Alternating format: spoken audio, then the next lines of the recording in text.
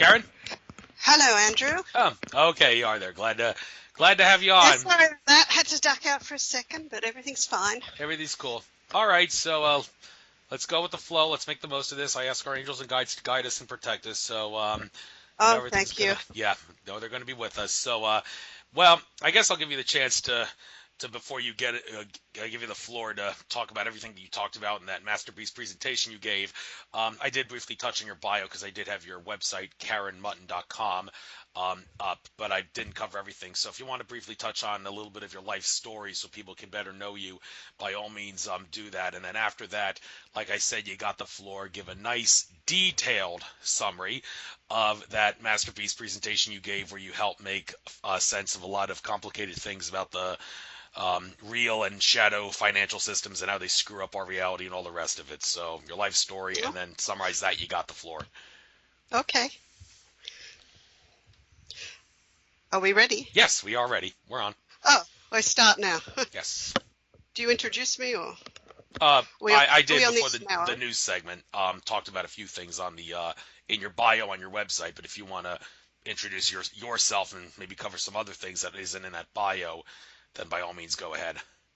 Sure. Firstly, thank you for contacting me and inviting me onto your show. I hope I can give a bit of an outline as to what the world's financial situation is and where it's going. Just want to let the audience know that I'm not a financial expert. I'm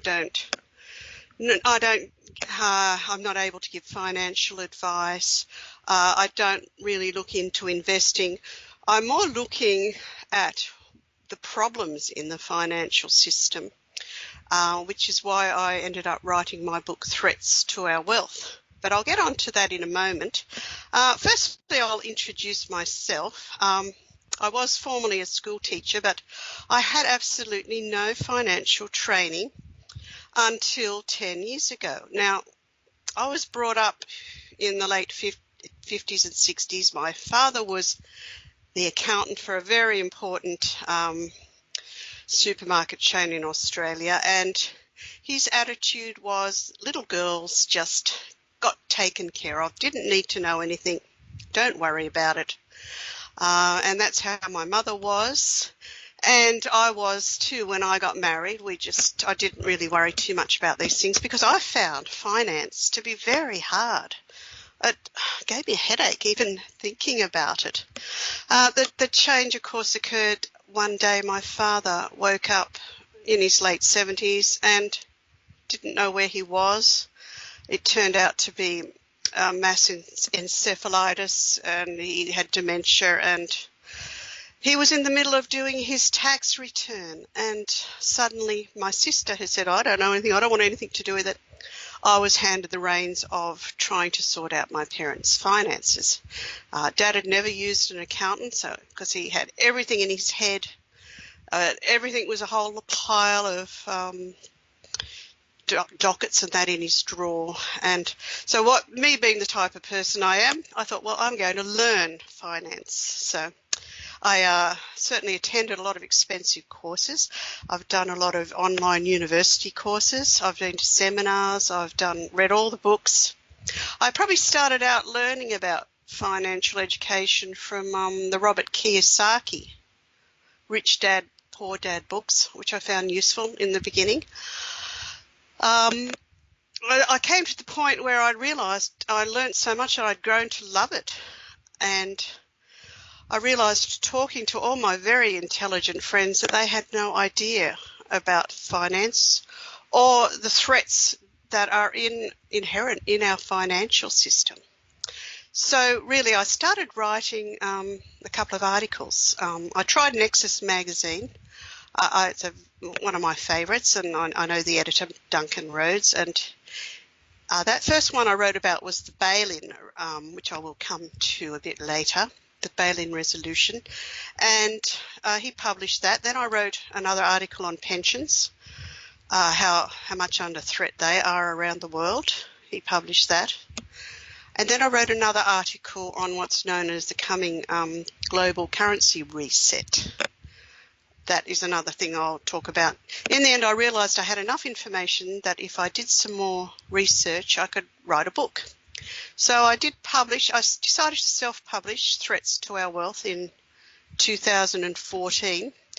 I would have been able to find a publisher, but I wanted to republish every year or so because the financial news is changing all the time. So I've kept that option open, and now I'm just getting together the 2017 version of it. Now, I've done seminars at NEXUS conferences and happy to do seminars anywhere in Sydney. I've done some others in other states of Australia.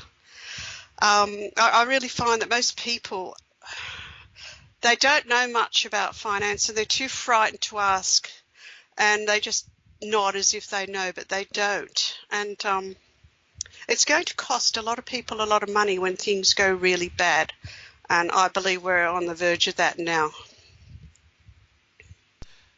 Thank you. And well, you say it's been a while since you gave that presentation. It's been a little while since I saw it, but the thing I liked most about it is that it made a lot of sense about a lot of complicated things that many people don't understand, like derivatives, for example. You try to ask someone what is a derivative, and they'll try to give a definition, but then they'll spend like 15 minutes trying to get all the ins and outs that you need to understand to make sense of what a derivative is. I mean, right here next to me, I have David Icke's book, The Perception Deception, and he says here, the financial crash of the current system is almost certainly planned to be accomplished through what they call the derivatives market.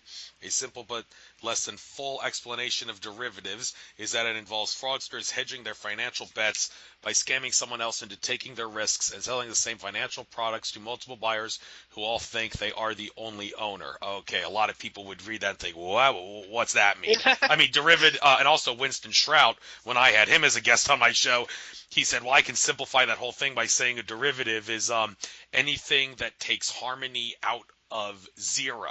And I'm like, what do you mean by that? And he said, well, if you were to take the value of everything, like take its value and then subtract that value from everything that exists in like the in our reality, you would eventually have to reach a state of harmony where the total amount of the assets or the things you own does not get out of balance, out of zero. But if you start getting derivatives involved, then you're no longer in harmony, you're no longer in balance. So, but even that's something that a lot of people would find complicated to understand. Yeah, and all that. I'll try my version and see what you think. Yeah. To me, a derivative, now there's two forms of derivatives. One is used for insurance, which we call hedging, and the other is used for speculation. That basically is gambling, if there's or bets or whatever you call it. Now, the derivatives for insurance, I have no problem with those. They're not a threat to our financial system. That's something like if a farmer wants to lock in the price of his crop next year, he'll put in a price on the futures market. And he doesn't know whether it's going to go up or down or there's going to be floods or anything, but he knows he will get that price next year. That's the type of derivatives called hedging. They're fine. I've got no issue with them. Now, that's only 10% of the world derivative market, which I must add is much, much bigger than the stock market or any other market. Now, the 90% of derivatives are quite scary. A lot of these are over the counter, so there isn't even much of a record on them. But basically, most products you can get of currency, look, just name a few, currencies, gold, pork bellies, timber or lumber as you call it, virtually anything can have derivatives sold on it. Now what that means is they will sell a product. Their product is the real thing, and then they will sell a derivative of that product up to, for a lesser price, a fraction of the price, up to hundreds and hundreds of times. So that, I'll give you an example of the gold market. Now, we all know an ounce of gold is probably, about $1,200 at the moment. Now, people can go and buy an ounce of gold, hold it in their hands, and that is a product. Now, there are also derivatives of gold where people are buying contracts of gold for a fraction of the price, but they are being sold. That same ounce of gold is being sold as a derivative up to 300 or 400 times now. Now, a lot of these people think they are actually buying the gold, but really all they're doing is buying like a share in the gold. Now, is this making sense? Yeah, it is. A less sense than a lot of other people who try to explain it. That's for sure. Okay, now the banks, they are the ones who sell these derivatives. And the banks also buy derivatives. Now, just say a bank is worth 100 million. These banks and all the major banks of the world have derivatives probably worth 10 times more of that. Now, as we know in gambling, you win and you lose, don't you? Yes, darn right. Now the banks will hold derivatives on anything in any product they hold. They could hold it on currency. They can hold it on interest rates. That's that is actually the biggest derivative product in the world, actually, interest rates. So the banks will hold 10 times more derivatives or gambling bets than they actually hold in reserves. Now that's very scary. Okay, now most wise banks will hold derivatives on both sides, because with every derivative there's one side buying and one selling, so they can balance themselves out eventually. But still, if this system does come crashing down, and it can be done through the derivatives market, the banks are still going to topple very quickly, because they still have more in derivative bets than they actually have in reserves. And that's problem's been getting worse and worse, and that was basically what caused the whole 2008 crash. I'll give you an example. Yeah, please do explain that, because I'm sure a lot of people that hear the 2008 crash and they're like, I still don't understand what caused that. I myself was still a little asleep at that point. I didn't kind of wake up to the whole revolution until afterwards, so I'm still a little confused how the whole 2008 thing worked out. So by all means, elaborate on that.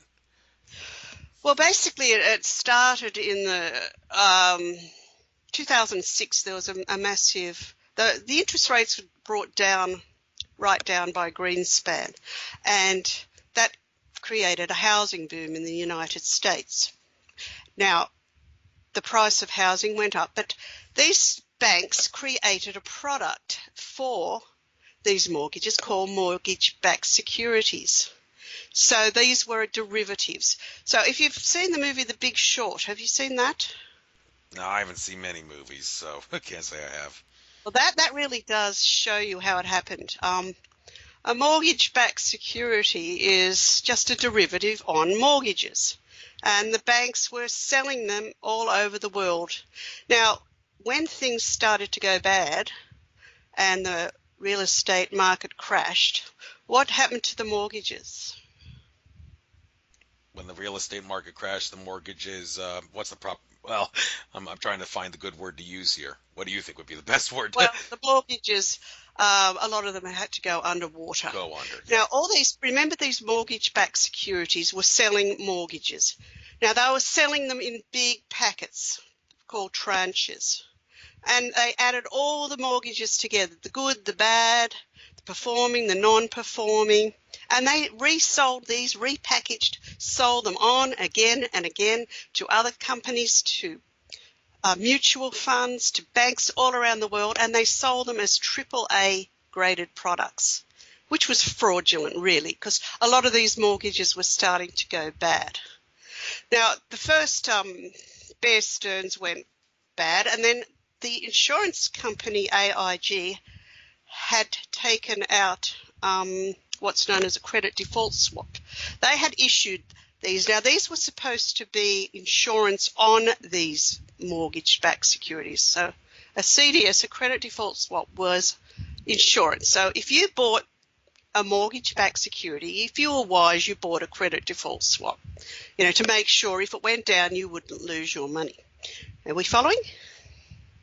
Yes. Okay, so there's just two the words mortgage-backed security and credit default swaps, which are another derivative, but they're like an insurance derivative. Now, what happened with AIG? They had 100 billion in assets, but they had sold all these credit default swaps, and they hadn't bought any. So they had to pay everybody out.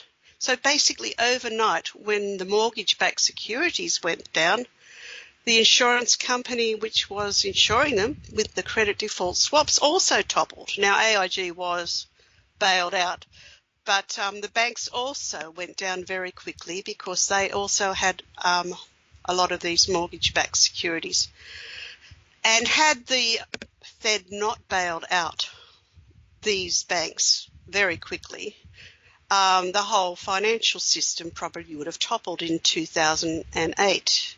Now, there are a lot of people who believe it should have, because the mess we're in now is even worse, because nothing was fixed, because these derivatives are still out there, and they are still selling mortgage-backed securities. So even if there is a boom in Sydney, Australia, there's certainly a boom in property in some parts of America. We all know that the boom is caused by low interest rates. Once the interest rates start to rise, which they will, these derivatives are going to go bad, and anyone who has not insured them, they are going to fall. Now, the other very important, and in fact the most important derivative rate in the world is called the interest rate swap, the IRS. Now, that's only basically very simple. You either bet interest rates are going to go up or going to go down. Now, with any sort of gambling, if you were smart, you'd really have you'd put a bit on both sides, wouldn't you? Yeah. So, and a lot of banks do, so they will sort of bet each other out if problems occur. But the interest rates, the reason why the government does not want the interest rates to go up quickly is if they rise dramatically and quickly, this whole interest rate swaps, where people have bet that interest rates are going to stay low, they are all going to topple. And this interest rate swaps is probably 6 times the world's economy, the value of them. So easily, if the interest rates rise dramatically and these interest rate swaps have to pay out, that itself will be the vehicle that could easily bring down the whole financial system. In fact, if I was in charge and wanted to bring it down, I could do that overnight by raising interest rates to about 3 or 4%. And within a day or so, most of the world's banks would have toppled because of these interest rate swaps. So derivatives are, to me, one of the most dangerous products in the world. And I think Warren Buffett called them weapons of mass financial destruction. They are something that the average person really doesn't have anything to do with, but you will be affected by them. And it's mainly the big banks and the big financial companies who engage in all of this speculation with derivatives, and yet the small people are going to have to suffer if we have another situation. I mean, the mortgage-backed securities, which broke down in 2008, that derivative, that nearly brought the world's financial system down. Should the interest rate swaps, if the interest rate goes up, that is going to be like that on steroids times 10. So that's something people can own. You can't do anything about that. But the only thing I think people should do is look at their own bank where they've got their money and see how much derivative exposure that bank has. I think as of now, Deutsche Bank, which is a very sick bank in Germany, has the world's highest derivative exposure, followed by, I believe it's JP Morgan. So the bank with the more derivative exposures is more at risk, I believe. Now, does that make sense? I hope it does. I mean, it's hard to sort of remember what it was like not to know anything and to get down to that level. So Well, I you hope did a I good can do job, that. and I think I'm definitely, I and a lot of other people are definitely going to have to re-listen to everything you just said again to make sense of this. Like that little two-sentence thing I read from David Icke's Perception Deception book about what a derivative is. I remember when I read that, I had to read that thing 5 times to Yeah. finally understand try to make sense of what a derivative is using his explanation. But talking about interest rates, it seems like I remember. Some guy who appeared on the Alex Jones show several years ago said the thing to watch out for is when interest rates begin to rise. He said, when interest rates begin to rise, watch out, which kind of makes sense because when they rise, people are not going to be able to pay back their debts because the interest is too high. But also the thing about how interest rates are rigged, as the theory goes, some interest rates that people like issue credit cards and all that, they just arbitrarily decide what the interest rate should be. But in other cases, the interest rate is supposed to be based on a whole series of things in order to make it a fair interest rate. But in the case of things like the whole LIBOR scandal, they manipulated all the things that the interest rate is supposed to be based on, I believe, in order to rig the interest rate. I'm not sure if that was the whole gist of how the thing worked, but maybe you could help make better sense of this whole thing about how some interest rates are supposed to be based on X factors to make the interest rate fair, and how things like the LIBOR scandal can be used to manipulate that whole thing to screw people over and benefit the people who rig it. I probably can't enlighten you much there, but yes, the LIBOR rate. Now, people probably don't realise, but the people who set these things, the 10-year Treasury note, I will mention that, in the US 10-year Treasury note, which is a Treasury bond, that's very important. If people want to know where interest rates are going, you can look up the US Gov Treasury site and look at the 10-year Treasury note bond yield. Now, at the moment, it's about 2.38, which is okay at the moment. Now, if it goes above 3%, that's an indication that the interest rates could be starting to rise. Now, people can look at that every day. It does alter every day, and it's probably the most important indication of where interest rates are going. And it's only the 10-year Treasury note or Treasury bond. That's the very important one. People should always keep an eye on that if they can. As for LIBOR, well, people need to realise that the people setting the price of gold, setting the interest rates and that, they do get instruction from the central banks for that. But for gold and that, it's just the banks who work out what the price is going to be. And with the LIBOR scandal now, we've found out, which most people knew, but there is evidence now that the whole gold and silver markets have been rigged by the banks for decades, which explains why the price of gold and silver keep falling when they obviously should be rising. I don't know if that explains exactly what you want, but it's probably the closest I can come to. Well, I think you did a good job explaining it. And in regards to rigging the price of things like gold and silver, one example that I like that's been given to talk about how prices of things are rigged, people determine the price of things by looking at the stock market. I mean, imagine two people that are in on a conspiracy to rig exchange a horse, just arbitrarily picking somebody the horse. Person A sells the horse to person B for $20,000, and person B sells it back to person A for $20,020. People will be like, you ask, okay, well, how much is the horse worth? Some would say, okay, the horse is worth the mean average of $20,000 and $20,020, which is $20,010. No, dumbasses, the horse is only worth $20. That's how the illusion works. It's only worth 20, and people are ignorant, stupid enough to think that it's $20,010. But that kind of trading goes on all the time to manipulate the prices of things, and people don't understand how it's really supposed to work. I mean, are there other things besides gold and silver where things like that are done in order to manipulate the price to confuse people like that and screw over the economy? Well, I believe the stock market's very much rigged. Firstly, stock markets should be indicating a lot of growth in the economy. There is not much growth in the US economy at all. The biggest export of the US economy is debt. Now, the whole global system today is based upon debt.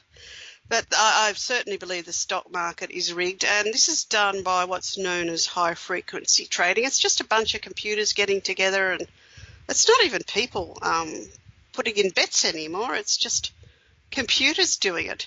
And whenever the stock market plunges too much, they have ways and means of stopping the plunge. They call it the plunge protection scheme.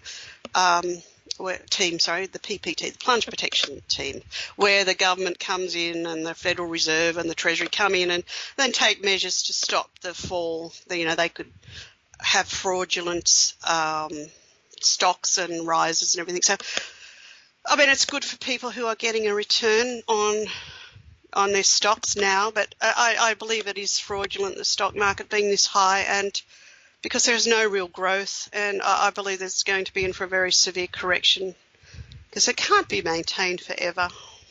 Also, one thing I noticed, and this is something that I found out about learning about the whole 9/11 conspiracy, among all things, Michael Ruppert, who was probably killed by the powers that be for exposing too much, he talked about how the on Wall Street, you can launder all the money you want and get away with money laundering by just doing it on Wall Street. And some might hear that and say, whoa, whoa, whoa, how is it possible that Wall Street, when it was set up, could have no money laundering regulations, and how are they able to get away with this without people stepping in and saying, okay, let's make sure people can't launder money on the stock exchange anymore? So how is that possible that they can keep that going where money laundering on the stock market is a piece of cake? Yeah, well, you've got the fox guarding the hen house, haven't you? So yeah. The people in charge are also the people benefiting from it all. So until that changes, you're not going to get these people going to prison. And all those people who caused the last financial crash with their derivatives and everything, they should have gone to prison. And none of them have. And while these people are still out there, they're still leading the banks, they're still creating these derivatives, and they haven't had to pay any penalty. And that's so wrong. Had these people, had they allowed the world economy to crash, it would have been horrendous in 2008, but we would have made a recovery. And these people, had they got rid of all of them, sent them to prison, got rid of most of these derivative products, I think we would have been on the road to recovery. Now, that's what happened in Iceland. Iceland crashed in 2007, and its government decided not to bail out the banks. What they did was they took all the bankers and they prosecuted them. Now, Iceland has come back. Its economy is growing again. Yes, it was very painful. Yes, because Iceland at that time was a bit like the Cayman Islands. They had a lot of banks where people invested from other countries. And when you get a country where the banking system's much, much bigger than the real economy, they can be at risk. And Iceland was that, because a lot of what's in the bank is not even real, it's just digital. So when Iceland crashed, their economy crashed. The people, especially in England and Holland, who had invested in these banks to get the good interest rates, they lost a lot of money, but I believe some of them are now clawing their money back. So Iceland is showing the world what should have happened. And the rest of the world bailed out these crooks and let them stay in power, let them run the banking and the shadow banking system. And we're in a mess now, and people can't see it, Andrew, because, the stock market's 20,000. Oh, it's wonderful. Everything's great. Well, it's not great at all. We're facing severe risks. And that's why in my book I wanted to talk about all the different threats I can see. Because getting back to my own story, I finally learned a lot about financial situation. And when my dad finally passed over in 2007, he had what's known in this country as superannuation. I think it's IRA over there. And as the executor of his will, we had to decide what to do with it. So now I went to 3 different financial advisors. Now, just getting back, consider the date 2007. And they all said to me the same thing. They said, Karen, in Australia, superannuation is the best thing you can put your father's money into because the government's giving all these tax breaks. Get your money into super, keep it there. Put as much in as you can. What happened about 6 months later? The whole superannuation system lost 30% in my country because of the financial crash in 2008.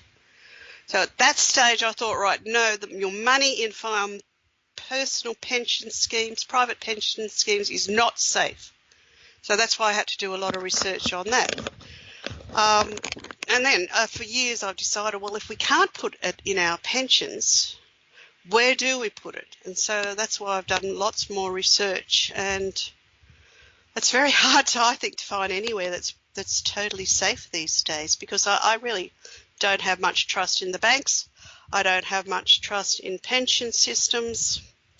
Even real estate has its ups and downs. Gold and silver, well, we have seen how they manipulate the price of that. Bitcoin, now I've been told, oh, this is a great thing, but to me, anything totally digital like Bitcoin only exists as long as the internet exists. It can be manipulated too. So there are not many safe havens where you can put your money, especially if you're my stage of life where you are close to that retirement time and you do want to, because there's no yield in bank accounts anymore. You're lucky to get 1.5% in this country. I mean, once you used to get 9 or 10%. And that's why people are going into these things like the stock market and the mutual funds and everything, that they think that they're going to be safe there, but they're not. They're not. And this thing is, I believe it's going to be a controlled demolition when they are ready. These people who run the financial world, they will do what they do every time. They will loot the system while it's going well, and they will loot the system as it's going down. They will bring in a new system that suits them, and they will loot it again. They've been doing it for centuries, since the Rothschilds. And that's how they become million and billionaires, these people. They know how to loot the system, basically, from average people who have no idea.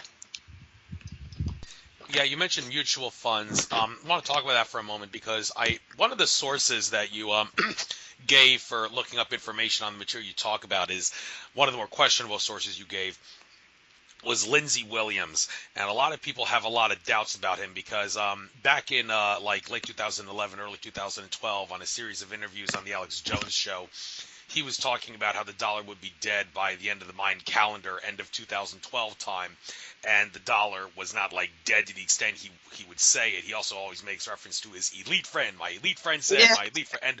And Alex Jones even said he doesn't let Lindsey Williams on his show anymore because he doesn't really trust his elite friend and all Yeah. that. And also that elite friend was basically saying Obama's not going to beat Mitt Romney because the elite are livid at Obama. Well, that didn't happen. So although Lindsey Williams, I did watch a couple of presentations. He seems, when he's talking about things, he seems pretty smart, despite what his elite friend source says.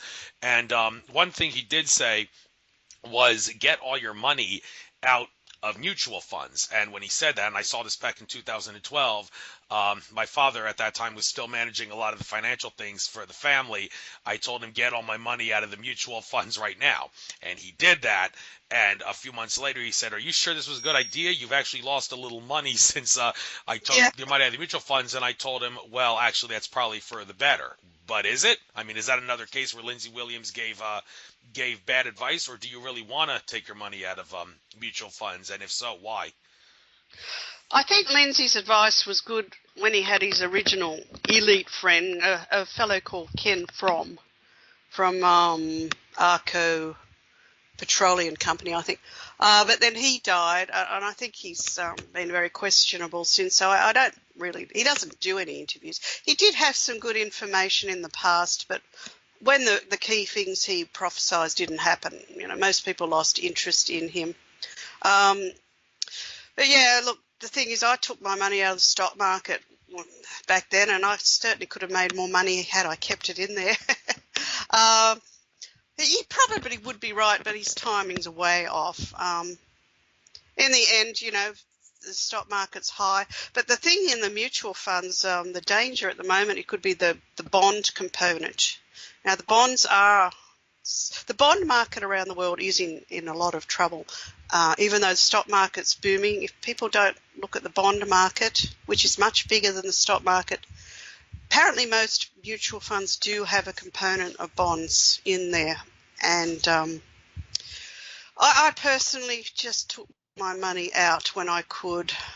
I probably, if I could go back in time, I would have kept them in another few years. I certainly probably now would get them out. But, yeah, we were all expecting the crash 2012, really. A lot of, very erudite people were.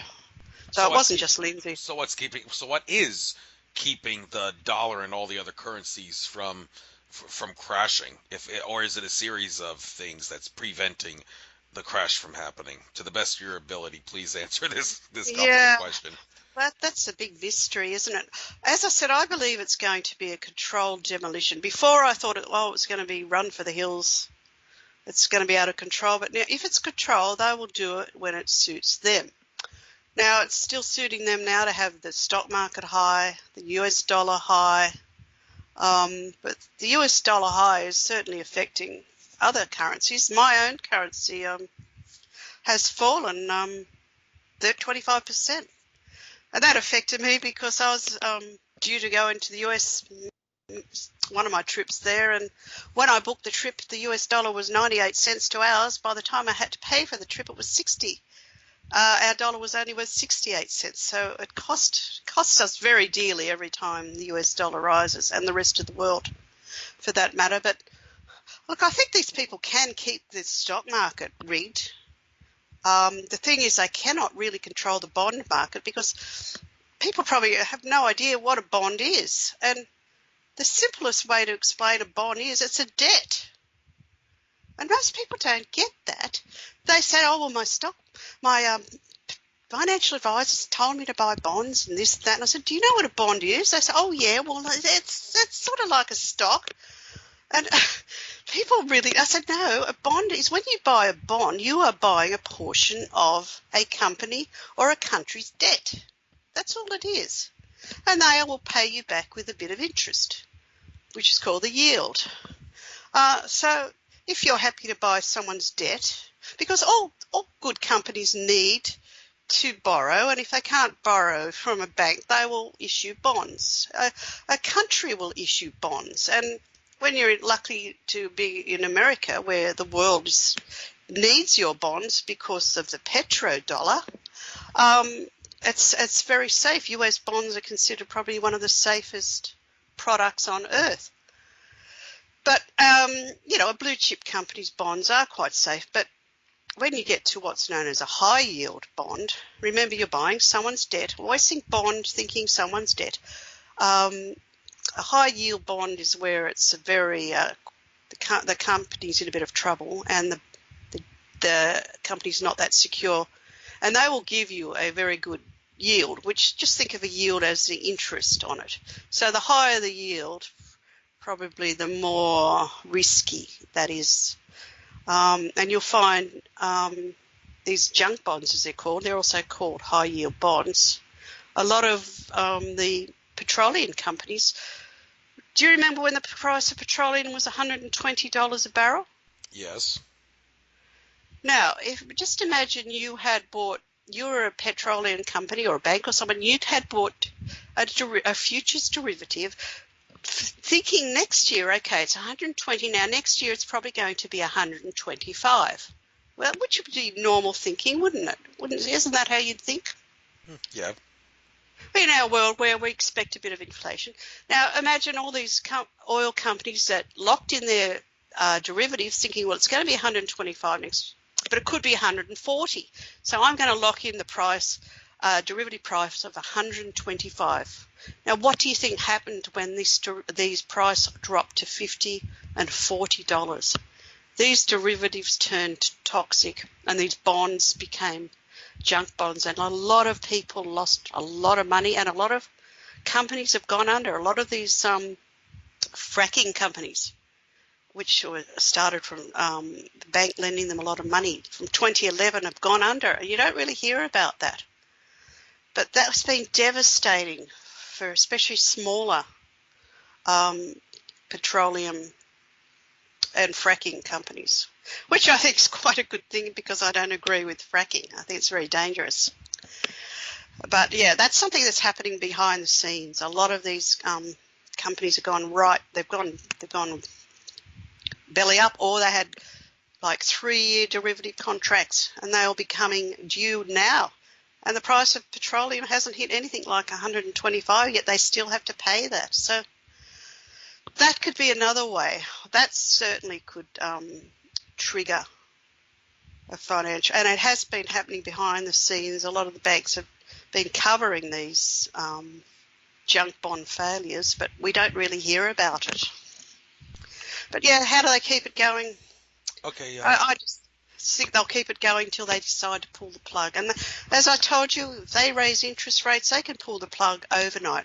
And that was probably the smartest information I ever got from Lindsay Williams. Okay. Also want to talk about the whole scenario that we can't jail the bankers being too big to fail, too big to jail, but they never really seem to explain if they did fail and if we did jail them, how they claim that everybody in the world is going to suffer. Well, okay, you said yes, there is truth to that, but you're pretty sure that in the end all that suffering is worth it because it'll work out in the end. So if that's the case, then that means that the too big to fail in jail excuse is a lie. Is that the proper way of looking at it, the way I just explained it? Well, I can only use Iceland as an example. Yeah, there'd be a lot of pain. I'm not trying to mitigate what kind of pain it will cause, but it's going to happen anyway. They just postponed it, and they made the problem bigger.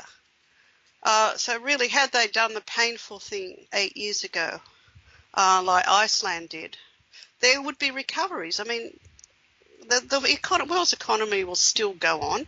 There'll be new things discovered, new, more efficient energies and everything like that. So we're never going to go back to the Stone Age. I'm pretty sure of that. But yeah, I really think it's going to come to a time where even they lose control of it. And that could happen through the bond market or the derivative market, I expect. Okay, and I recently watched a couple days ago some guy named Bill Bonner who runs a firm in Baltimore, Maryland, who's got a pretty, he claims you've heard of him?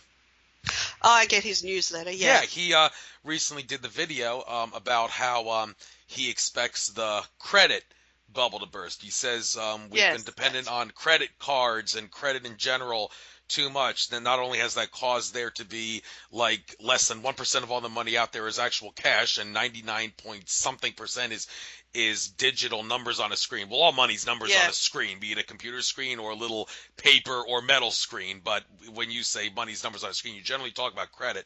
Now, where is he making the assertion that the credit bubble will, since I asked this whole thing about bubbles bursting, a lot of people hear that and say, what does that mean? I don't know what a bubble is, and I don't know how a bubble can burst. So I'd like you to explain the science behind and the mechanics behind how that works. And then after you do that, please explain, do you think Bill Bonner is right about this whole thing about credit eventually bursting, the bubble bursting? Oh, yes. Now, I want you to think about credit. What is credit? You're borrowing, aren't you? Yeah. So it's a debt. Now, what did I say a bond was? Same thing, debt. A debt, right. Now, what is a mortgage? Debt. What's a loan?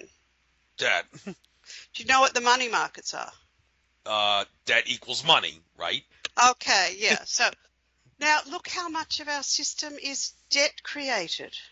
Now, this parts of the stock market is not debt, but the bond market is debt, the credit markets are debt, the money markets are debt, and the derivatives markets are speculation. Now, that should tell you something about how warped our financial system is, that all these major markets are based around debt. Now, our whole economy is working on debt creation. It is not working on a gold standard. Americans been off that since 1971, and the whole world has. It's backed by nothing. Now, if you back nothing with debt, that's just a lot of hot air, isn't it? You back nothing with debt. How else can you? To me, that's like a bubble. To me, it's like paying off your mortgage with your credit card and then paying that credit card off with another credit card. You can keep doing it for a while, can't you? But eventually it all seizes up. Now, you can keep borrowing upon borrowing and upon borrowing, and that creates bubbles. It just means that things are growing.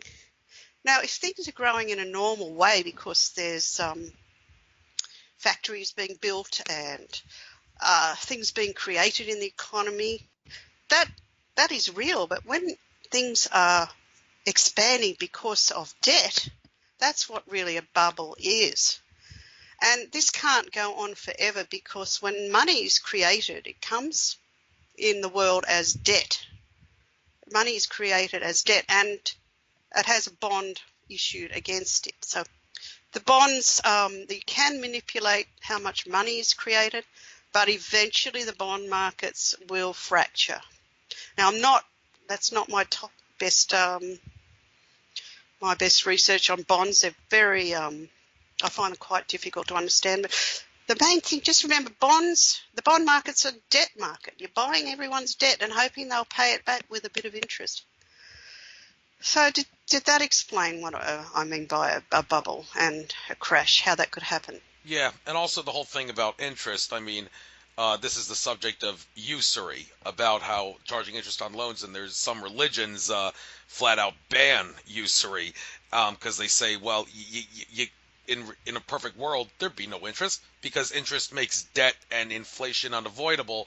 Because if you charge interest on loans, I mean, you can say what you want about how, well, you borrowed the money, you should pay it back. Well, if the bankers, the people that loan money are charging interest on the loans, how can everybody pay their loans back? They can't, and they can't because there's interest being charged on the loans, meaning that the money that is owed back, there's not enough of it in the system.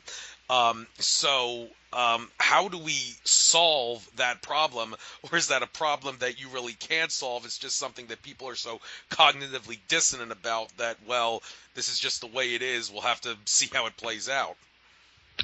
Well, people don't believe this, but when a bank lends you money, that becomes a liability to them. Oh, no, I beg your pardon. When you deposit your money in the bank, that becomes a liability on the bank's ledger. Now, think about that. You would think, oh, that would be an asset, wouldn't you? But when you pay back a loan, banks almost see that as a liability, because do you know about fractional banking? Have you looked into that? Well, fractional reserve banking, that's the whole, what I just said about interest on the loans that you give out. I'm sure there's more to it than just that, but in general, that's what it is. Well, basically, money, banks, okay, I'll give you an example. I have $1,000. I put it in the bank. Now, people think that someone else is going to come out and borrow something and they're going to get my $1,000, don't they? Well, that's not how it works, really. I put my $1,000 in the bank, and probably before the end of that day, that bank has turned my $1,000 into $10,000 in loans. And they do that on every loan. They fractionalize it. They times it by at least 10. As long as they keep a small portion of my $1,000, which is known as a reserve, they have to have maybe $30 and keep that there. They can lend that 1,000 out 10 times, sometimes even more. And they will get interest on that loan. Now, can you see why banks are so fraudulent? The $1,000 I've put in, I might get a tiny bit of interest. They are loaning that out 10 times. They are loaning that out as 10,000, and they are getting interest on each of those 1,000 components of that 10,000. Are you following? Yes, yes, and I'm sure you want to continue, don't you? Because I got a couple questions about interest and all that, but you want to finish up? Yeah, so Okay. really, the whole point is banks create money out of nothing. That extra, okay, I put my 1,000 in, that was real, but that 9,000 they've created from that, they created that out of thin air, and yet someone's paying them interest on it. Now, that's how our banks become so rich. They create loans. They don't pay the money out. They just have to keep a small amount, and they get people paying it back. But they don't really want everyone paying it back. They actually make more money from when you're paying interest. So they like to keep their loans going. Yeah. Okay, you can ask me the next Yeah. question. Also, when you put money in a savings account, you get compounding interest on that. Well, some people ask, Yeah. well, where exactly did that compounding interest money come from? If they're just making it out of thin air, then that means that by having a savings account, you're actually causing inflation and making the dollar less worthless, and so you're, in a sense, harming society's economy by having a savings account and earning interest on it. Is that how? Am I right about that, or is there another mechanism by how Uh, you get I interest? don't really see it that way. I mean, as I said, my $1,000 is earning them interest on 10,000, and yet they're paying 1% on that. So they're getting all that money, and I'm getting a measly $10. So my measly $10 compounding is not going to hurt the economy. I don't see it. It's the fractional banking, the lending, not the interest they pay us, which is causing the trouble. Right, but I'm saying the money that you get as interest for keeping the money in a savings account, they just make that out of thin air, right? Um, Or not Not sure. necessarily. I'm not sure about that one. Hmm. Yeah, I haven't thought about that, to be honest. Yeah, because I have credit cards, and if you spend a certain amount of money on the credit card, you'll get rewards and like earn Yeah. dollar rewards for every X amount of dollars you spend. And I'm thinking, well, where'd that dollar come from? Well, they just created it out of thin air and all that. Oh, yeah, yeah. In Yeah, that case, yes. yeah, But they're doing that with everything else anyway. So, yeah. And it's, also, I mean, the law yeah, of how money determines its value. Like I've been to some protests at the Federal Reserve Bank in Philadelphia, and every time we go there, some people like burn or tear up dollar bills. Some people really want to get serious and burn a 20, and then when they do that, I jokingly say, "Thank you, you've just made the dollar a little bit more valuable." And everybody laughs about that. But in general, it's not that easy because, well, things take time. I mean, the more oh, money yeah. you put out in the system, the less valuable the dollar becomes, and but it's going to take a little bit of time for that to be Oh, noticed yeah. by society. So, is there like a formula to determine how much time it's going to take for putting too much money in the system or taking too much money out of the system is going to cause inflation or deflation? I'm not sure, but people probably aren't aware that the main charter of the central banks, the Federal Reserve, they want interest to be about 2%. That's what they try to create. That's how they keep economies running. That's the aim. So they want that interest rate. They don't want zero interest. The whole system is based upon we have to have a bit of interest. That's why everything's a bit topsy-turvy now with negative interest rates in certain European countries. This is new economics. No one really knows what it all means. That you put 1,000 in the bank and they will give you back $990 because it's negative interest. It's outrageous. No one would do it, but look, I would like to, if you don't mind, get on to certain things I see happening now, which have been a new development in the last year, about they're really pushing to abolish cash around the world. Have you been following that? Yes, I did. I believe that Bill Bonner did mention that in that recent video that he talked Yeah. about, and this whole thing about abolishing cash. Um, I've also get weekly emails from ET contactee Sheldon Neidl, where he claims, and lots of other people claim this, that there are a lot of white hats behind the scenes who are planning to, and the reason that they claim it's taking so long to do this is Yeah. because, one, they don't want to shock the system and they want to make sure everything is perfect, but they do want to eventually release some sort of a gold or silver-backed currency to replace the dollar. And the whole idea is eventually, maybe after 10 years or so, we can move to no money at all. And I like to point out, Alex Collier always stresses it's pretty sad that Earth is the only planet in the Milky Way where the aliens on the planet use money. So, I mean, it would be nice if we could Yeah. get out of money entirely. But this idea that there are good forces out there who are planning to dump the dollar, the euro, and every other currency and release some sort of a precious metal currency as a stepping stone to eventually no money at all. You got the floor. What have you heard about this controversial subject? Oh, look, I heard been reading about these people for years. I haven't seen them produce anything. It's always, and it's the same with the Iraqi dinar. Oh, yes, it's going to rise tomorrow. Look, I'd like to think there are good people out there who can counteract the horrible people in charge, but I'm still waiting to see evidence of it. But to me, the abolition of money is not a good thing at all, and I'll tell you why. Because they want us to abolish money. Because when you have a money economy, you have a certain amount of privacy, don't you? You can buy what you want, you can sell what you want, you can earn what you want if it's a cash economy, can't you? Yeah, you can. Now, and you've seen over the last 30 years, people now get paid in bank accounts, they get pensions in bank accounts. Governments are taking over more and more of your money, so they say, oh, yes, we're going to stop money laundering and we're going to stop drug trade. That's a load of rubbish. What they want to do is to control everything you buy, everything you sell, and everything you earn. And once they abolish cash, they will be able to have the perfect surveillance society.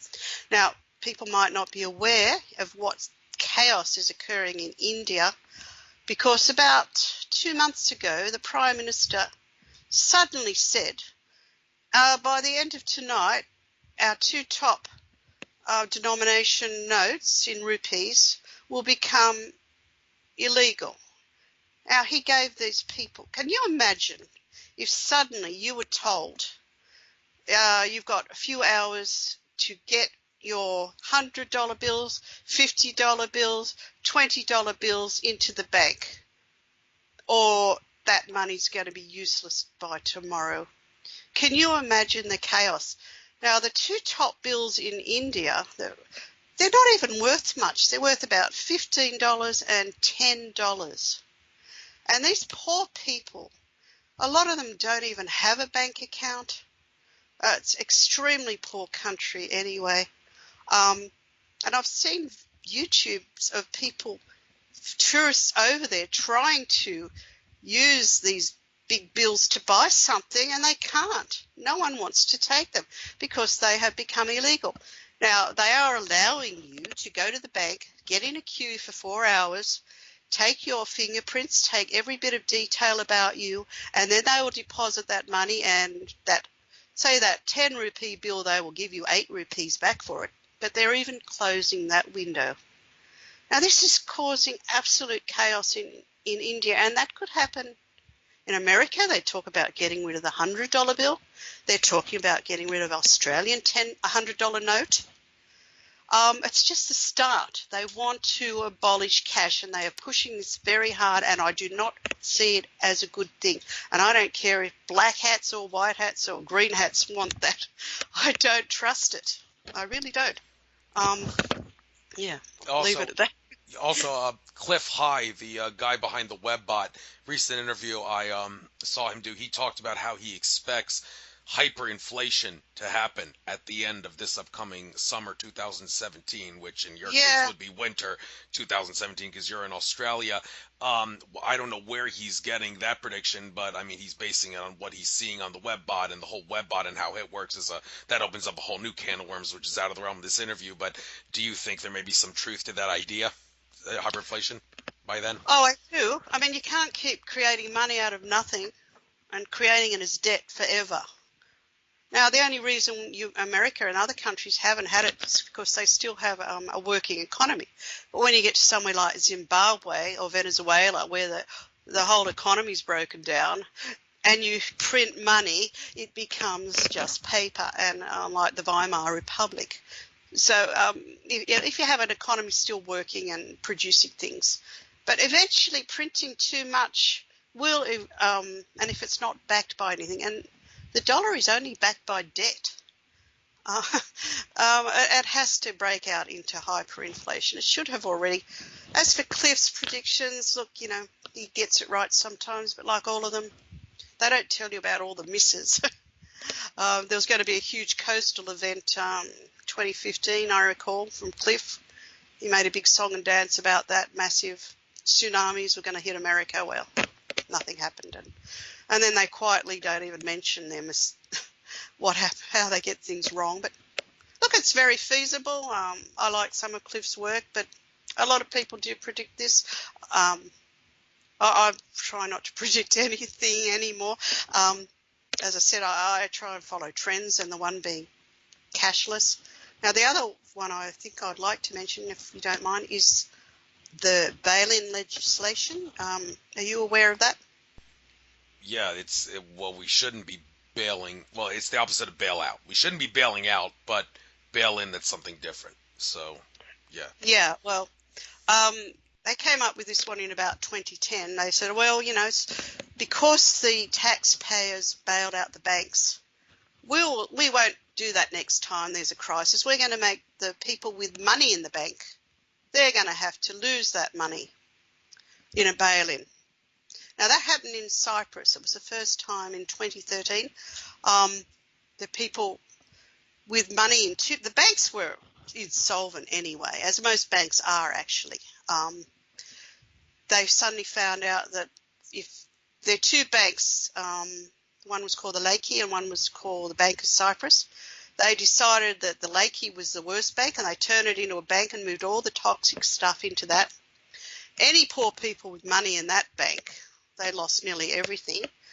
The other bank, anyone with over 100,000 euros lost up to 30% of that. They did leave people alone under 100,000 in the good bank. But they've done it in certain banks in Europe in the last few years. In Italy, Austria, and Spain, they have taken your deposit in the bank, issued you with worthless shares in that failing bank, and you don't get that money back. That's called a bail-in resolution. Governments are supposed to, in certain countries like yours and mine, they are supposed to ensure that, like in America, it's 250,000. So if you just say you had $1 million in the bank and that bank needed bailing in, they would shut the bank down on Friday. Saturday, they would probably say we have computer glitches, so no one would be able to get any money out. On Sunday night, they would announce that there's going to be a bank holiday. You can't get your money out. And then they'd just keep that up for a few days. Probably Wednesday, they would open up that bank. They would restrict what you can take out of the ATMs, and people would find that money, a lot of their money over a certain amount, had disappeared. That is what the bail-in resolution is, and in fact, all countries in the G20 summit signed up for it. All our countries have done it. They're ready to go. The next bank failure, they will do it. They will grab from their depositors. They will grab from their bondholders. And then, if they're still insolvent, they will ask the government for a bailout. They'll say, well, we did the bailings, but we still need help. That is very scary to me. So the one piece of advice I can give people is don't have anything more than, if you've got your retirement money, don't keep more than $250,000 in the one bank. And don't keep, if you have it, accounts over $250,000 in your country and mine are at risk in a bail-in if your bank becomes suddenly in trouble. In Europe, it's 100,000 euros. So yeah, every country, people should check their limit and check what the government's supposed to pay you back and help you out if that happens. But in America, it's called the FDIC. There's not enough money to cover all these claims anyway, so you probably wouldn't get your money back. In Australia, it's called the FSC, the Deposit Insurance Scheme. So anyone who's at retirement or has a lot of money, please don't keep more than $250 in one name in the same bank. Spread it out if you have to keep it in the bank, because in the event of a bail-in, it will be taken.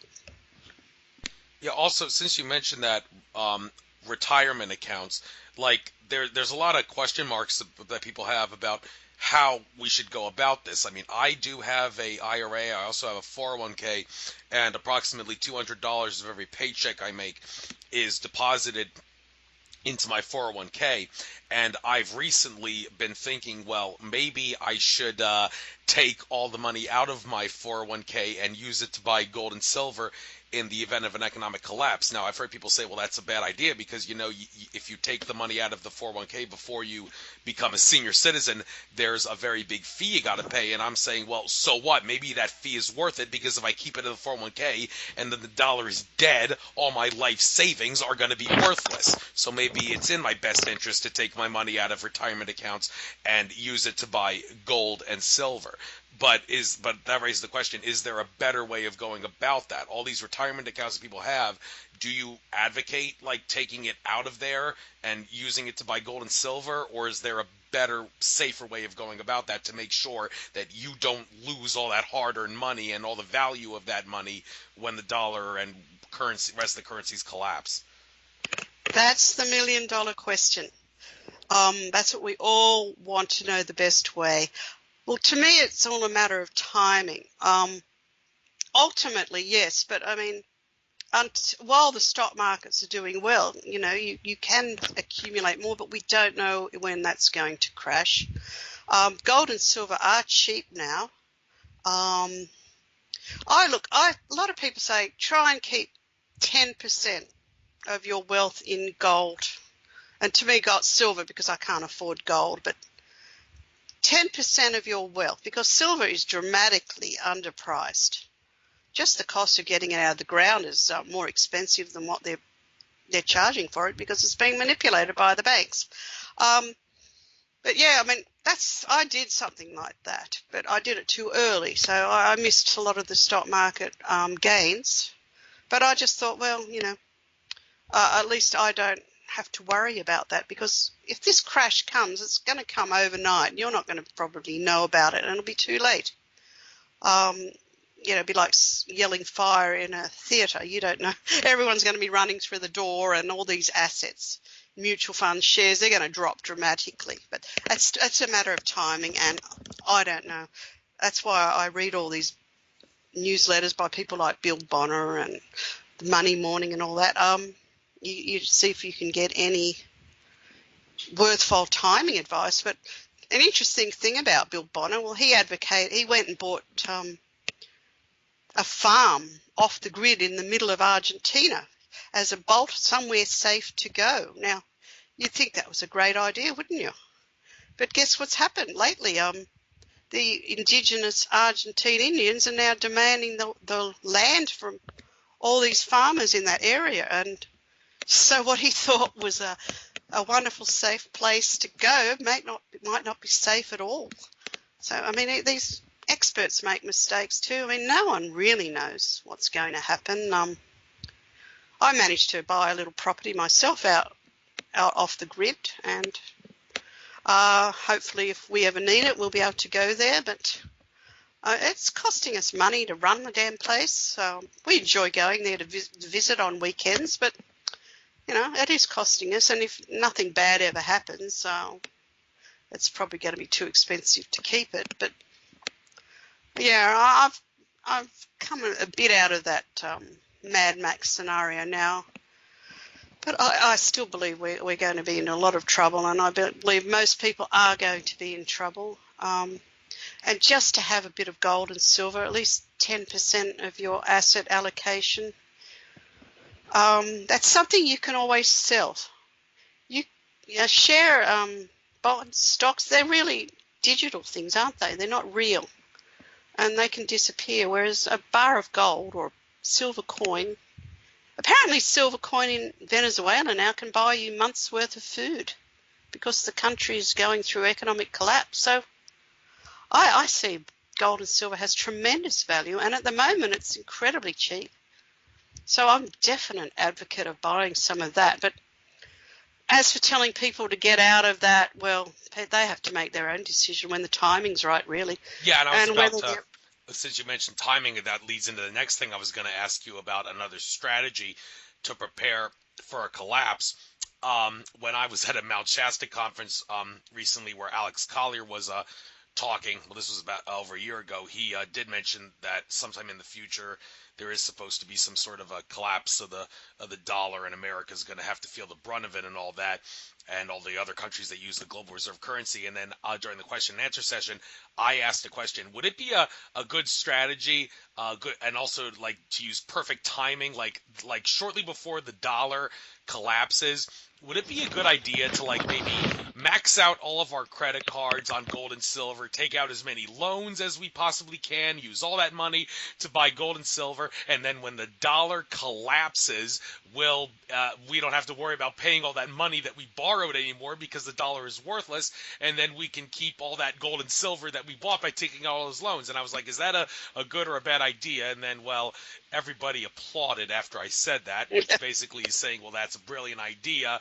But Alex Collier was not willing to admit that it is a good idea to get in debt up to your eyeballs just because you think a crash is going to happen. Now, I actually recently got a letter from United Airlines, the Mileage Plus Rewards program, and they said, get a credit card from us. And I'm thinking, okay, maybe I could apply for this credit card. And if I get it, maybe I might as well keep it on me, and right before the economy collapses, I'll max it out and buy as much gold and silver as I possibly can, just like the strategy I suggested.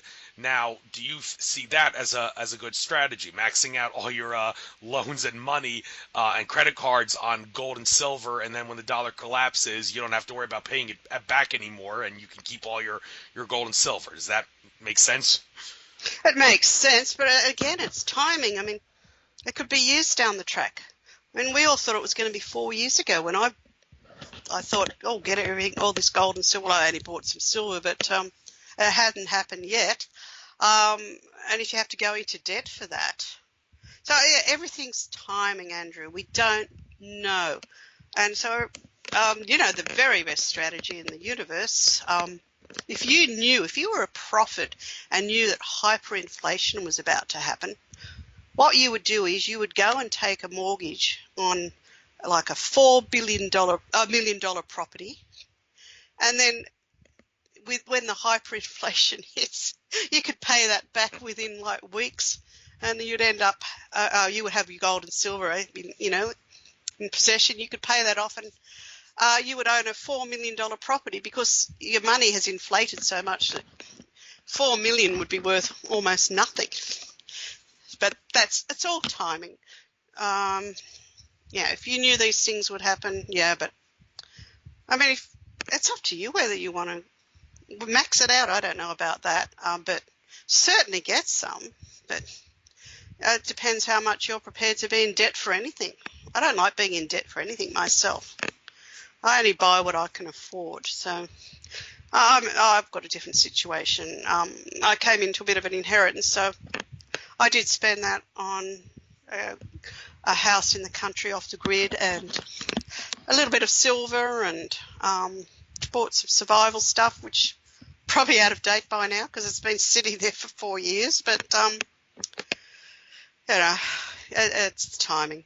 Yeah, and regarding survival and all that, like some people say, can we just please, for crying out loud, have the economy collapse already so we can finally Yeah. get to the gold-backed currency? I mean, how long do we have to wait for this? Well, it's easy for someone like me to say that because I have $2,000 worth of storable food that I was able to get for $1,000. It was a sale that I definitely want to take advantage of, and the good That's thing is good. this food lasts 25 years, so even if nothing happens 20 years down the road, I just got to make sure I start eating that food so I Yeah. didn't waste my money. So someone like me who's prepared, I can easily say, let's have the dollar collapse and let's go into a recession and depression. It's totally worth it because of the eventual things that'll come out of it, gold back currency and eventually no money. But the problem is a lot of people aren't ready for that. And at a recent conference I was at, one of the conference heads suggested that the reason we haven't had a currency reset yet is because the good guys, not the bad guys, the good guys are preventing the currency reset from happening, because if they all of a sudden did the currency reset and collapsed the dollar and put the new currency in, all hell's going to break loose. So it's the good guys that don't want all hell to break loose and chaos in the streets and all that. So they are the ones who are actually preventing the reset from happening and are still keeping the dollar going. Does that make sense to you, or do you think that's It not does. something? I mean, I've studied the reset quite a lot, and it's even defining what the reset is. But there have been 5 currency resets in the last 300 years. I don't think there was massive chaos when the United Kingdom pound lost its reserve status. I mean, England's just been going downhill slowly. It's not necessarily going to be horrendous for America. It's reset plus the fact America has so much debt. Yeah. But the poor people in America and all the businesses closing and everything, they're already going through terrible times. The recession has hit so many different sectors. And same in my country. It doesn't mean everyone's suffering yet. I actually believe that the first part of the reset has occurred, and that was including the Chinese yuan into the IMF's strategic drawing right basket. Now, do you know anything about that, or Vaguely am I heard about it. am I just saying words that no one has any? Do I explain what I'm saying here? I've heard something about it. Like the whole thing with India, I did read something about that, and this thing with China, yes, but not really Okay. all the details. By all means, elaborate. The IMF has its own currency. It's a digital currency. It's called the Strategic Drawing Rights, SDR. Now, you can't buy it. No one can buy it. Only countries get allocated it based upon their wealth and how much they pay the IMF, basically. This currency, the SDR, is composed of the US dollar, the pound, the yen, and the euro. But the US dollar has the most, the highest percentage. And the US has more voting rights in the IMF. Now, for the first time, this changed, and a few months ago, the Chinese yuan joined this very prestigious new currency by the IMF called the SDR, making the yuan in this IMF currency the third most important currency in the world. Now, that's given China a lot of financial clout it never had until September 30. And to me, that was the very first part of the reset. And I just see the reset as moving away from the US dollar as the reserve currency. And that's the first stage, complete.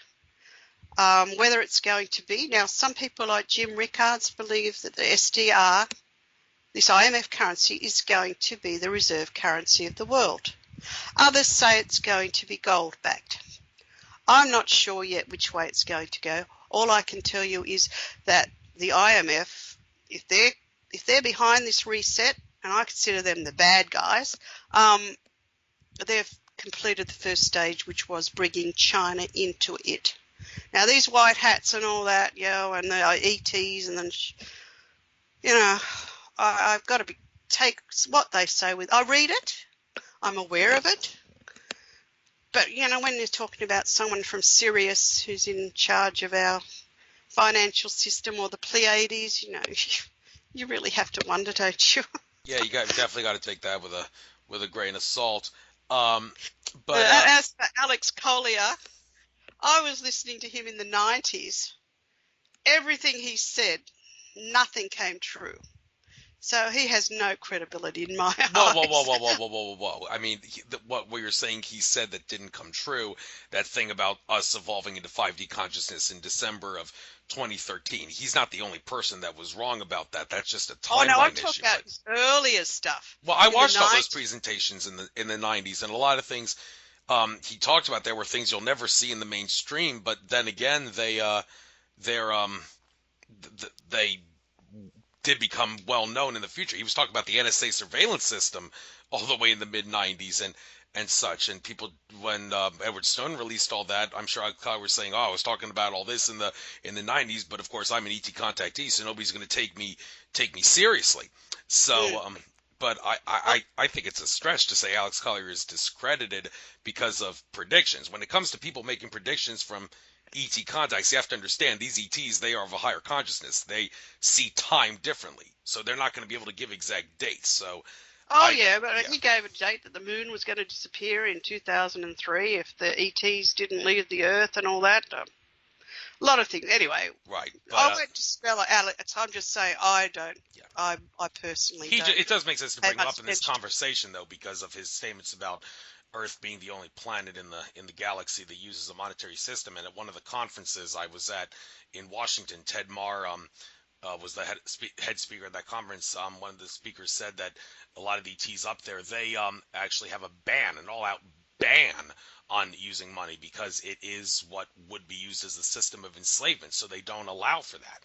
And that makes you think, oh my God, why do we have to be stuck on this prison planet? Why can't they find a way to ban it from us? Well, it, it's going to happen, you think, eventually when there's going to be some sort of a reset, and the sooner the better. But then again, a lot of people aren't going to be prepared for it. So that's Well, definitely I think because we have such a control system here, unless these controllers disappear, unless these people who have looted the system for centuries, the the cashless society is going to benefit them. If, however, we could get rid of all this control, sure. But I can't see that being wiped away. I really can't. It's so entrenched in our system and it's so corrupt. well. Look at Everything's what corrupt. Donald Trump did. Being from Australia, I don't know how much you're aware of the whole thing in Quite a America, lot. but Donald Trump, he says he's going to drain the swamp. But in the news segment, which I did before your show, I was talking about this, how he's actually put a couple people from Goldman Sachs in Yeah. on his cabinet. And some might say, well, he's obviously not draining the swamp. He's clearly an insider. Can't you see? But other Yes. people would say, no, no, no, no. Don't think of it as a conspiracy. He's just doing that because he wants to make sure that the people that are the real bad guys, he can keep them close to him so he can make sure they don't step out of line. Obviously, we got some Yeah. disagreement going on here as to who's right. But do you think Donald Trump is doing a good thing for society, keeping these Goldman Sachs people by him? And do you think he intends to keep them in line, or is he actually an Illuminati insider? Well, that's a big question. I mean, obviously, look, he's a billionaire. He would know all these people. He probably played golf with these people. I do believe, though, he is not totally part of it. I don't know. He does have some very good ideas. So in some ways, he's not one of these globalists, Illuminati types, but in other ways, he must be part of it because he's so wealthy. I don't know, but we'll wait and see. I was very disappointed when I saw him put these people in his. I thought, oh, okay, it's just business as usual.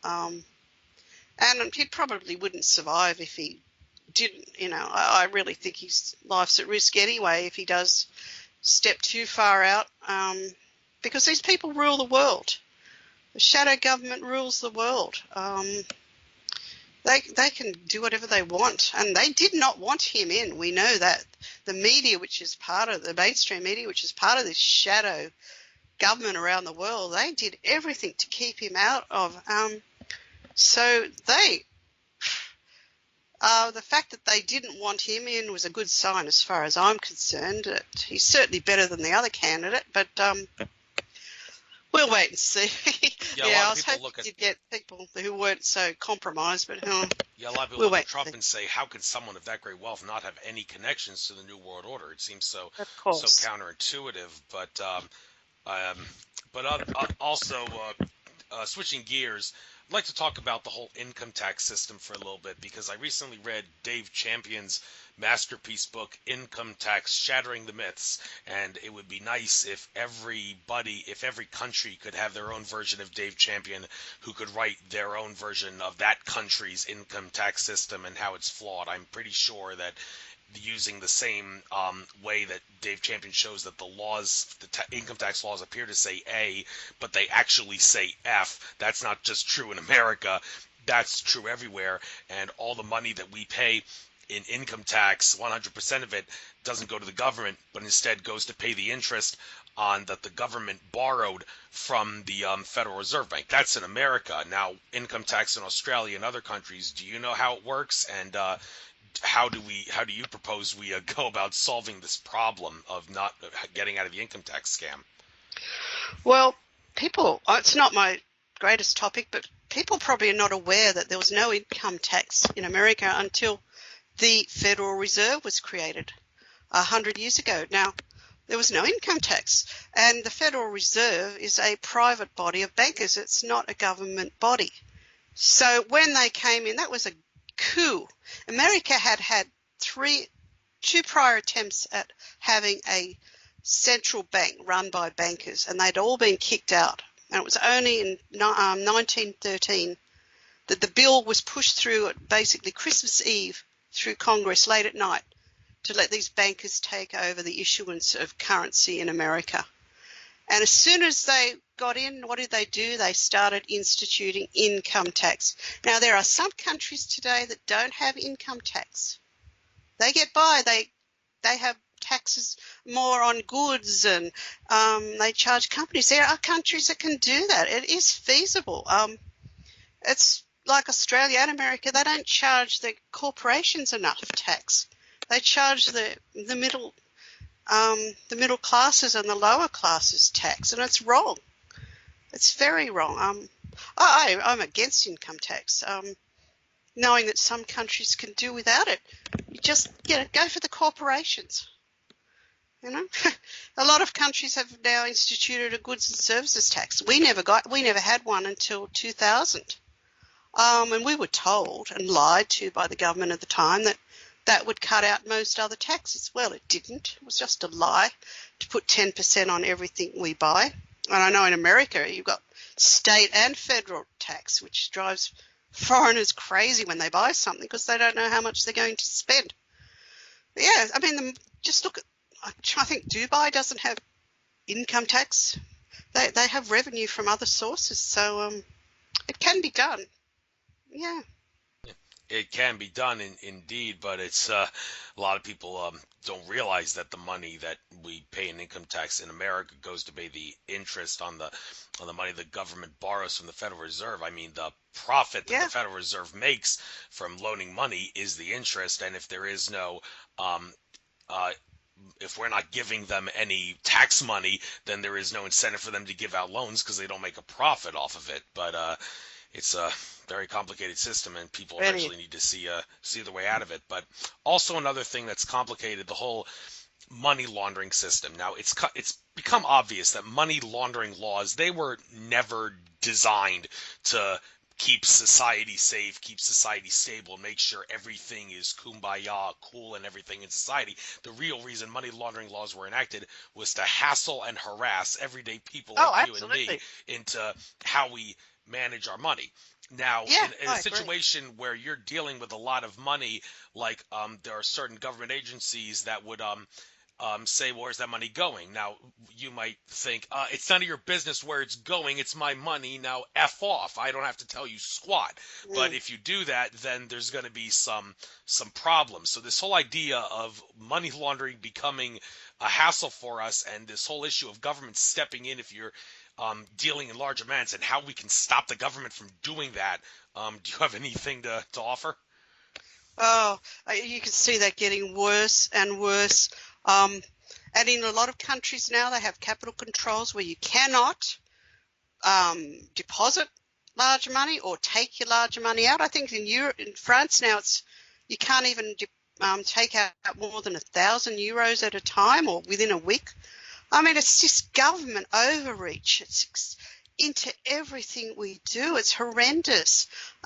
Yeah, sure, there's money laundering and drugs, but hey, it's all about controlling us. It's not about catching these people, because this shadow government, they're in charge of the drug distribution and the money laundering anyway, mainly. It's just all about total control and the surveillance net. And yeah, to me, it's very scary, because you can see our rights being taken away. And even my kids who are quite young, in their young life, they just see the net closing in on us so that we have fewer and fewer rights and freedoms. Especially freedom of speech, what you say, what you write online, what you do with your own money. And even at the bank here, we're probably not as bad as in America, but, if I try to take a bit out, they'll say nicely, "Oh, what are you doing with that?" It sounds chatty, but I know they're recording it. So I just say, "Oh, well, I've got bills," and I roll my eyes, and that's okay now, but there'll come a time where I won't be able to get away with just saying bills. I'll have to give more reason. And this is our own money. It's outrageous. It's the way things are going. And if we could get rid of these horrible people ruling the world, but I wish the white hats would, if they are there, and I'm sure there are good people, but getting rid of this massive control system we're caught in, it's going to be so hard.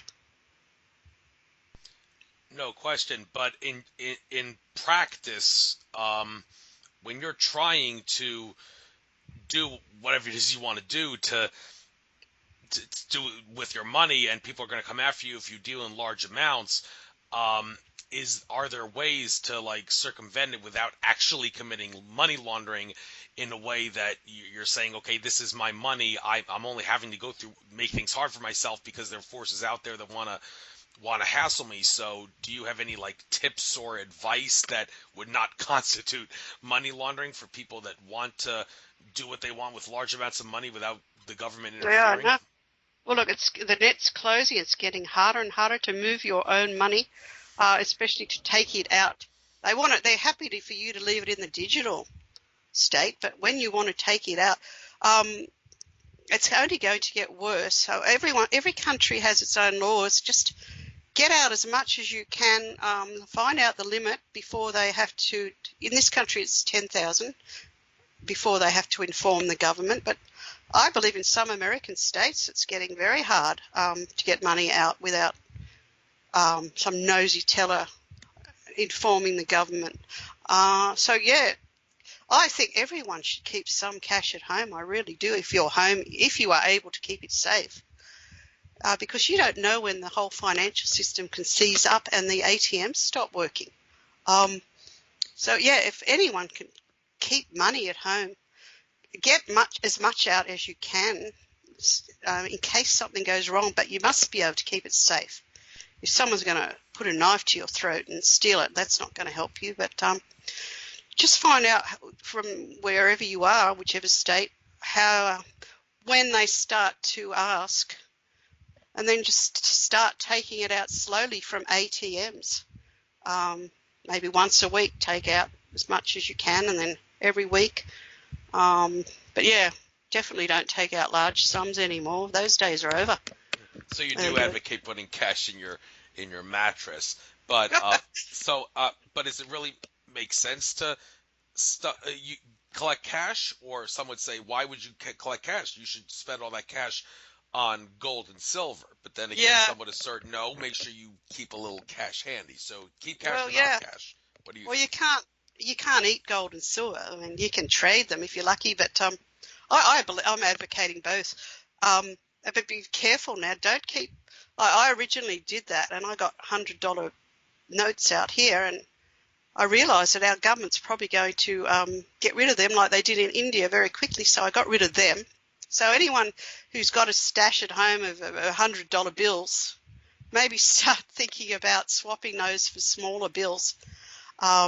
Because eventually the government could outlaw them, and you'll be stuck with worthless paper. And that's happening quickly, as it happened in India overnight. No warning. Their two top denominated notes became illegal. You think about that.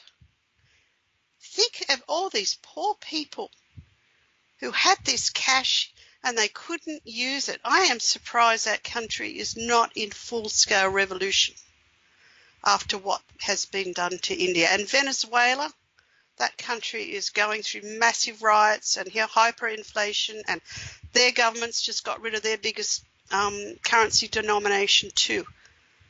So yeah, people, if you can, and you can keep it safe, keep some money, because especially if there is any sort of crash, for the first 3 days when the tellers go down, you're going to find no one's going to fill your car with gasoline because they don't want your credit. Your credit cards will be useless. Your ATMs will be limited. They might be still working, but they might only allow $50 at a time, and you've got to get in a line with 300 other people to get that $50 every day. That's what's been happening in Greece for a year, something like 60 euros a day. So if you can get a bit out now, I think that's a very good idea, because you don't want to be in that line for 4 hours. In Venezuela, they get up at 5 o'clock in the morning to get in line to buy a bit of food. It's like the old Soviet system. It's horrendous. You don't hear much about it. The collapse has happened in Venezuela. India's on the way with this removal of their top 2 currency denominated notes. So it is happening. It's just happening in different rates in different countries. And you are starting to start seeing all the big businesses in America going broke, and it's happening here too. So it's happening in slow motion until they decide to totally demolish it, which is exactly when they decide to. Who knows? Right, and also want to, getting back to what you said about getting rid of cash. Now, I want to make a little disclaimer here. I most certainly do not advocate using drugs and all that, but there's a lot of people out there who buy drugs and all that and give their dealers cash to buy the drugs with, and they'd be like, well, if there's no cash, how in the world am I supposed to be able to buy drugs off my dealer? And some people would also ask the question, okay, well, wait a minute, the governments are the ones that control the illegal drug trade. How in the world could they function if there's no cash anymore? So for people that want to I'm not advocating people use drugs and all that, but just to make sense of how can a society that has drug use continue when there's no cash? Probably by barter. You just have to look at societies where cash has disappeared. I mean, look at what they did in prison camps during the wars. Cigarettes suddenly became a massive currency. And cigarettes do become a currency in a lot of countries when there's shortages of cash. There will always be barter, Andrew. People will always swap one thing for another. I think if we go back to that system, a lot of people will still survive. But you've got to have things to barter. I mean, that silver coin, which you can probably get now for $22, $23, that could get you hundreds of dollars worth of groceries when the currency collapses. See, what you see as $23 now, you could go and buy $23 worth of food now. But if your currency is collapsing and that becomes worthless, that silver coin will be much more of value. What it will buy will be much more valuable. Does that make sense? Oh, yes, definitely. And also copper. Some people say copper is like poor man's silver. If you can't afford to buy gold or silver, copper is the way to go. Do you agree or disagree with that? I heard somewhere that the copper market is important. I don't follow it, but look, just have a big jar and start those annoying pennies. We don't have them in Australia. We got rid of them years ago. In America, just start putting them all in a big jar. You never know, one day they might be melted down and be valuable. Like any currency, silver I think quarters before 1966 have a silver component. If you can get your hands on them, they're worth far more than quarters after that year because they had real silver in them. So people can look for the silver in currencies, and in this country too. 1966 they stopped putting silver, but copper, I mean, copper what? Ingots? How are you going to store copper? I also seem to recall Alex Jones having said on one of his radio shows that even if society goes cashless, there would actually be some form of cash. However, to get it, you would have to go through all kinds of invasive procedures to get the cash. So is that really what they would want, a system where there is still cash where you have to go through invasive procedures, or do they strictly want, no, that's not right, there's no cash at all? Oh, I think that's more likely. Yeah, they'll be happy to restrict it to probably the upper classes, and make sure that, they have their fingerprints and 10 points of identification. There's a lot of movies around where, things like the Hunger Games and everything, where these upper classes control everything and have all the benefits, and the rest of the people are basically starving. I think that's quite likely what Alex Jones said, yeah. Right, and I also listened to Brad Johnson, who channels Adronis. Here's another easy prediction that didn't really come true. He was talking about how 2016 would see the start of some sort of a global currency, and he said this is not to be looked at as a new world order currency. No, it's a completely different type of currency where people will come together and realize this is the kind of money system that we're going to use as a stepping stone to get out of the fraudulent financial system. Now, he said that would happen in 2016, and but of course ETs are using different timelines, view time differently, and maybe what he was seeing is stuff that's kind of in the works now, but is not going to happen for X amount of period of time for whatever the reason. So this idea of a global currency, do you advocate the idea of a global currency, or do you think no, consolidation, that's very risky, because that's basically asking for a dictatorship, a global dictatorship? You want to have individual currencies and all that. So which is the best in your opinion? In this corrupt world with these corrupt people ruling, they will take control of that. If we could get rid of the control system and have a Star Trek-like future, yeah, all these things would be wonderful, but we've got to get rid of this horrible shadow government, shadow banking, the Illuminati. They run everything. They corrupt everything. Until we get rid of that control system, I don't see any idea of... I think globalism is corrupt because it's run by these people in their own image, what they want. If the people could have it to benefit the people, sure, we could have a wonderful future, but we've got to get rid of them. And I don't know how, but we really are a prison planet. They control everything, and most people aren't even aware of it. It's quite scary how people are so blissfully ignorant of it. Well, cognitive dissonance does play a role in keeping people from not worrying about money and all that. I saw a documentary on the History Channel where one guy used the analogy of 3 towns live next to a dam. The people that live in towns 2 and 3 that are far away from the dam worry about the dam breaking, but the people that are next to the dam don't worry about the dam breaking at all. They're cognitively dissonant. The people that live closest to the dam, that's analogous to the kind of attitude we have towards money. And for a little while I thought maybe that was the reason that we're not seeing some sort of a currency reset, but some other people that I've spoken to assured me no, it's all the white hats are keeping it from happening because they don't want too much of a shock to the system and all that, because it would be too much of a shock to the system to replace money that has no intrinsic value with money that has intrinsic value. Do you think that there's that? It'd be nice if that were the case. I've read many different versions of what this currency reset is, and I'm really not sure which way it is. I think if they could slowly bring gold into the system, probably starting through the trading system. That could be a good thing. But just remember when the UK pound collapsed as the global reserve currency, it wasn't. That was only about 60 years ago, 70 years ago.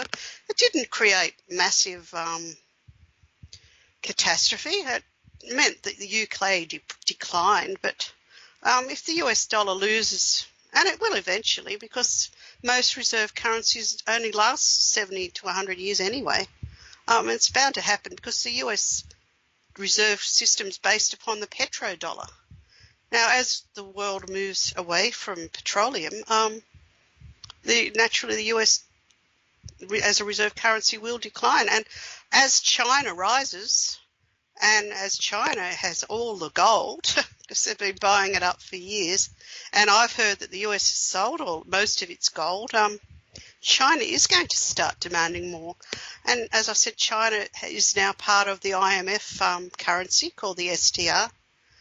And they do plan to challenge, but China's very smart. They do things very slowly and deliberately, and they get what they want. They have very long-term plans, and very sneaky. They just seem to be getting everything they want, but in slow motion. So we really got to watch China, because they certainly they do want to dominate. Yes, indeed. And as I said, now they've got the third most important currency in the IMF. That's a very big move on China's part. But yeah, it's nice to think that there are people, white hats or whatever out there, preventing chaos and catastrophe. And I actually personally believe that because I want to believe it. But I don't really know for sure, because it's always really just hearsay, isn't it? I read the Benjamin Fulfords and the Sheldon Neidles and all that. I read what they say quite often. And did you by any chance catch Ron Paul's recent video where he uses Porter Stansberry's analysis about how, like, America in 2020, you might want to prepare for a collapse? Did you watch that by any chance? I watched that 2 days ago. Oh, did you say Porter Stansberry? Yeah, Ron Paul did a video, and he got his info from Porter Stansberry, and Porter Stansberry was offering some book called America 2020 about how to best prepare for a collapse. It's a good book. I'd recommend it. I also have the Jim Rickards books, How to Prepare for the Collapse. I don't know the name of it, but The Great Crash, I think it's called, and Peter Schiff. I bought. These people know it's coming, and Jim Rickards is an insider. He certainly knows it's coming. They do give some good, valuable information. So I certainly would recommend people do read these things, absolutely, and get prepared and sign up for their newsletters. I get Jim Rickards. I've signed up for him. I get the Stansberry report. I get all of these, and I get a lot of information from them. And certainly, I'd recommend those. Yeah. Although one might say that it's a bad idea to dwell on catastrophe because by virtue of the law of attraction, you're going to bring bad things into your life. So it's good to keep a positive attitude, but be aware of what's going on around you. Oh, yeah. Yeah, so that's, Absolutely. So do some preparations, but hope for the best. Yeah. Okay, would you rather be sitting in the bar on the Titanic drinking gin and tonics, or would you rather be in the lifeboat? I'd rather be on the Titanic. Actually, the Titanic was the Olympic, but that's a whole other conspiracy theory. Well, yeah, I think that could be right. Okay, but one more question before we call it a night, or in your case, call it a day, I presume, because you're in Australia. Webster Tarpley, controversial figure. He's a liberty lover and all that, but he is a bit of a socialist in some regard. And people that are natural socialists, I do admire them. They could say, well, I can be a socialist because I've learned to live off my needs. I've disciplined myself to live off my needs, so I don't really need to, I could be fine living in a socialist economy. But then again, socialism in many regards does go against human nature, so to speak. And Webster Tarpley, one of the more controversial things, being a socialist, he did say, that he does not advocate getting rid of the Federal Reserve. He says we should just audit the Federal Reserve, because if we totally abolish the Federal Reserve, it would allow for more corruption on Wall Street. Karen, do you agree or disagree? Oh, that's a big question. I think if you could get rid of the Federal Reserve and just bring in have the Treasury issue currency, that would be one step. But I don't know. I mean, whether getting rid of the Federal Reserve would create more corruption on Wall Street. I quite liked what Tarpley says in a lot of ways, but as for that, I'm not sure. I just think a country should issue its own currency rather than private banks like the Federal Reserve, or in this country, the Reserve Bank of Australia. Let the government do it. Don't let banks issue the currency. That's probably be my final comment on that, I suppose. Thank you very much. Well, capitalism versus socialism, it's a tug of war that'll go on for a long time in Yeah. this day and age. Left and right, what to pick a side, or maybe moderate. But anyway, that is the end of this show. And Karen, it was a pleasure having you on. This will be uploaded to YouTube on not just the Capricorn Radio YouTube channel, but also my YouTube channel. I'll make sure I upload it. I'll make sure that I spread it far and wide to social media sites and all that. And if you want to upload this interview on our blog, by all means do that. I suppose I could send you a link to it and all. If you want to get out anything before we end this interview, do it now. And wish you the best of luck on your future endeavors. And I hope the economy doesn't collapse in a terrible way. Well, thank you very much for having me. And just keep an eye out for my book, Threats to Our Wealth. I'm selling it currently as an ebook. Also, I'm republishing very soon the 2017 version, which will be on my website, karenmutton.com, and also my Facebook page, Karen Mutton Author. That will have information like that too. And thanks again, everybody, for listening. And thank you for listening too on my end. Karen, pleasure having you on.